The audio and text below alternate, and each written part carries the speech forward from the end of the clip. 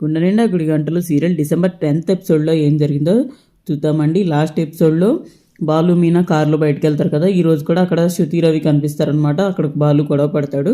ఈరోజు ఎపిసోడ్లో జరగబోయేది అది. ఎపిసోడ్ ఎవరైనా కొత్తగా చూస్తున్నట్లయితే మన ఛానల్ సబ్స్క్రైబ్ చేసుకోండి. అలాగే వీడియోస్ లైక్ చేయడం మాత్రం అస్సలు మర్చిపోతూ. ఇప్పుడైతే ఎపిసోడ్లోకి వెళ్ళిపోదాం. శృతి రవి ఒక రెస్టారెంట్కి వెళ్తారనమాట. ఇంతలో అదే రెస్టారెంట్కి బాలు మీనా కూడా వస్తారు. ఏంటి తినడానికి తీసుకొచ్చారని మీనా అంటే, లేదే నువ్వు అంట్లు కడగడానికి నేను టేబుల్ తొడవడానికి తీసుకొచ్చానని బాలు అంటాడు. సరే మొదలు పెడదామని మీనా అంటుంది. ఏంటి ఇద్దరు అంటే మీరు టేబుల్ తొడవడం నేను దాంట్లో తోవడం అంటుంది. ఇద్దరు బాధించుకొని టేబుల్పై కూర్చుంటారనమాట. ఇంకా చుట్టుపక్కల అంతా చూసి బాలు సినిమాల్లో లాగా ఇద్దరు ఒకే ప్లేట్లో ఒకరికొకరు తినిపించుకుంటూ ఒకే కూల్ డ్రింక్లో 2 స్ట్రాలు వేసుకొని తాగుదామా అని బాలు అంటాడు.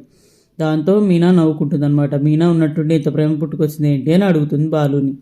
ప్రేమ కాదు, ఇక్కడున్న రేట్లకు నా బడ్జెట్ సరిపోదని బాలు అంటాడు. అదే దాన్నే ఉందండి, ఉన్న దాంట్లో సర్దుకుందాం, చూసేవాళ్ళకి ప్రేమకులాగా కనిపిస్తాను మీనా అంటుంది. ఒకే ప్లేట్లో బాలు మీనా తినిపించుకుంటూ ఉంటారు.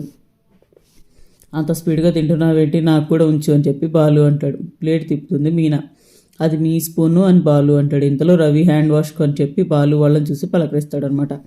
ఏరా నీకు సిగ్గేం లేదా, ఎన్నిసార్లు టీ కొట్టిన దగ్గరికి వస్తావు అని బాలు అంటాడు. ఇంకా ఎన్నాళ్ళు నీ కోపం, శృతి కూడా వచ్చింది పదా అన్నయ్య అందరం కలిసి ఫోన్ చేస్తామని చెప్పి బాలుపై చేసేస్తాడు రవి. దాంతో బాలుకు బాగా కోపం వచ్చేసి బాలు చేయి తీయమని అంటాడు అనమాట రవిని బాలు మీద. ఇంకా రవి చేయి తీయకపోవడంతో గట్టిగా అరుస్తాడు. దాంతో శృతి వస్తుంది. గొడవ పడకండి అందరూ చూస్తున్నారని చెప్పి మీనా అంటుంది. ఎవరు చూస్తే నాకేంటని బాలు అంటాడు. ఇద్దరం కలిసి రావడం చూసి హ్యాపీగా ఫీల్ అయ్యానని చెప్పి రవి అంటాడు. దాంతో రవిని తోసేస్తాడనమాట. ఇంకా మేనేజర్ వచ్చి ఏమైందని అడుగుతాడు. ఏం లేదు సార్ మా అన్నయ్య అని చెప్పి రవి అంటాడు. ఎవడరా నీకు అన్నయ్య అని బాలు గట్టిగా అరుస్తాడు అనమాట. ఎందుకు అరుస్తున్నారని శృతి అంటుంది. ఆయన కోపంలో అర్థం ఉంది. శృతి కొంచెం ఓపిక పట్టమని చెప్తే తొందరపడి పెళ్లి చేసుకున్నారు, మీ వల్ల ఈ రోజుకు అందరితో నేను మాటలు పడుతున్నానని చెప్పి మీనా అంటుంది. ఇలా అవుతుందని అనుకోలేదు, ఇందులో మీనా తప్పేం లేదని చెప్పి శృతి అంటుంది. లేచిపోయి పెళ్లి చేసుకున్నావు, నువ్వేంటి చెప్పేదని చెప్పి బాలు అంటాడు. నన్ను ఏమైనాను, నా భార్యని ఏమనుకో అని చెప్పి రవి అంటాడు. ఏరా రోషం పొడుచుకొచ్చిందా, నాన్నకంటే ఈ పిల్ల ఎక్కువైందా నీకు, ఆ సురేంద్రగాడి కూతురే కదా తను, ఆ రక్తం ఎక్కడికి పోతుంది, బుద్ధులు ఎక్కడికి పోతాయి, అయినా నీకు ఎలా చేసుకోవాలని అనిపించిందిరా అని బాలు అంటాడు. షటప్, పబ్లిక్లో ఎందుకు అరవడని చెప్పి శృతి అంటుంది. శృతిని ఏమనుకొని రవి అడ్డుపడతాడనమాట. ఇంకా బాలు కొట్టబోతాడు. దాంతో శృతి అడ్డుపడి ఎన్నిసార్లు కొడతారు, పోలీస్ స్టేషన్లో కొట్టారు, మళ్ళీ రెస్టారెంట్కి వచ్చి రక్తం వచ్చేలా కొట్టారు, ఇంకా సరిపోలేదని చెప్పి శృతి అంటుంది. చూసావా ఎలా మాట్లాడుతుందని బాలు అంటే, వారు మిమ్మల్ని ఏమనట్లేదండి, ఒకరినొకరు మాట పడట్లేదు, ఒకరినొకరు గౌరవించుకుంటున్నారు అని చెప్పి రవి శృతిని తీసుకెళ్ళు అని చెప్పి మీనా అంటుంది. నువ్వు ఇంకా వాళ్ళనే వెనకేసుకొస్తున్నావు అని బాలు అంటాడు. అనే వదినపై ఎందుకు అరుస్తున్నావు, నాకు మీతో కలిసి ఉండాలని ఉందని చెప్పి రవి అంటాడు. ఇంకా ఇంటికి రావాలని ఉందా, ఇంటి గేటు దగ్గరికి వస్తే నరికి పడేస్తానని ఆలోచన వచ్చినా నాతో మాట్లాడాలని ట్రై చేసినా చావు కొడతానని చెప్పి బాలు కోపంతో మీనాకు డబ్బులు ఇచ్చి వెళ్ళిపోతాడు. బిల్లు కట్టేసి రమ్మని వెళ్ళిపోతాడు అనమాట బాలు.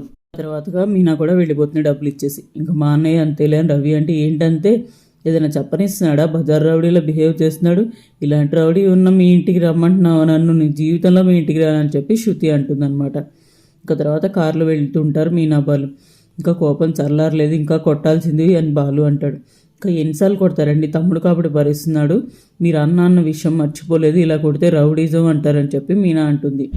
కోపాన్ని కంట్రోల్ చేసుకునే వాడిని మొనగాడు అంటారు, ఇలా కొడితే కాదు అని చెప్పి భర్తనంటే ఏ భార్య పడుతుంది, తమ్ముడు భార్యపై ఏ అన్న కూడా అరవకూడదు, అది మీరు చేశారు, చెప్పకుండా పెళ్లి చేసుకున్నారు, అంతేకాని అది గౌరవ నేరం కాదు కదా అని మీనా అంటుంది. రవిగాడు ఎంత మారిపోయాడు, వాడి భార్యను ఒక్క మాట కూడా పడనివ్వడం లేదని బాలు అంటాడు.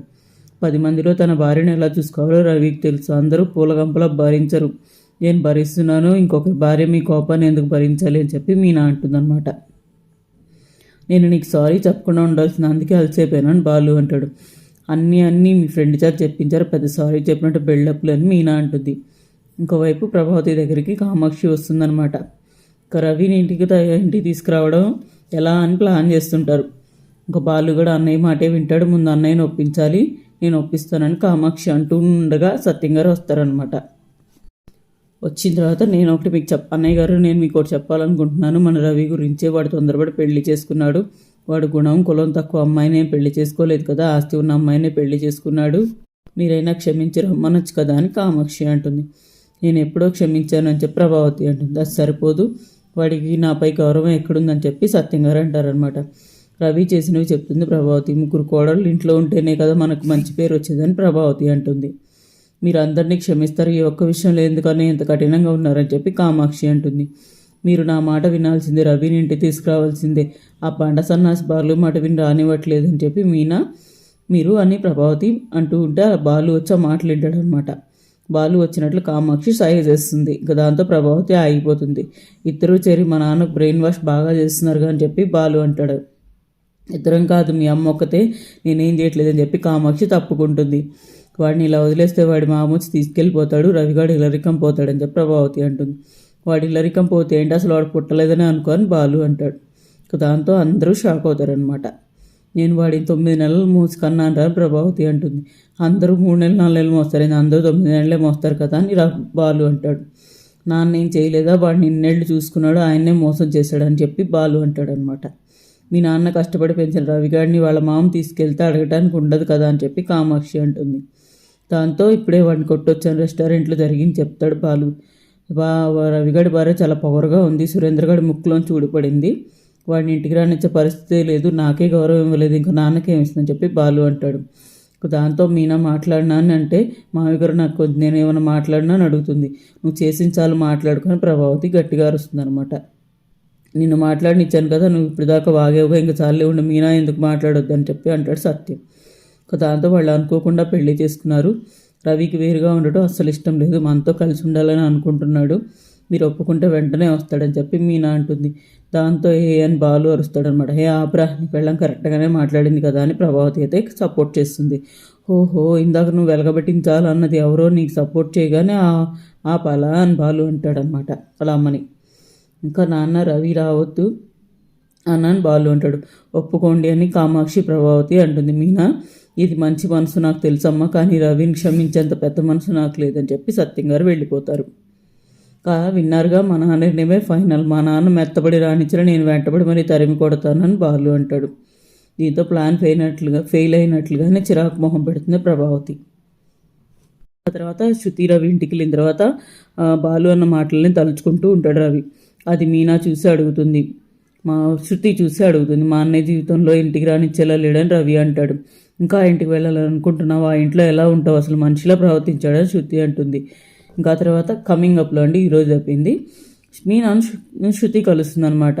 రవి మారిపోయాడని చెప్తుంది, నేను పెళ్లి చేసుకున్నాడని అందరినీ వదిలేసుకోవాలని మీనా అంటుంది. ఇంకా తర్వాత శృతిని చేసుకోవాలనుకున్న అబ్బాయి శృతి మీద యాసిడ్ పోయడానికి వస్తాడు, అదైతే మీనా చూస్తుంది. మరి మీనా కాపాడుతుందా లేదా ఏంటి అనేది రేపటి ఎపిసోడ్లో చూద్దామండి. ఈరోజు ఎపిసోడ్ అయితే ఇక్కడితో అయిపోయింది. ఎపిసోడ్ మీకు నచ్చినట్లయితే మన ఛానల్ సబ్స్క్రైబ్ చేసుకోండి, వీడియోస్ లైక్ చేయడం మాత్రం అస్సలు మర్చిపోతూ. Thank you so much for watching.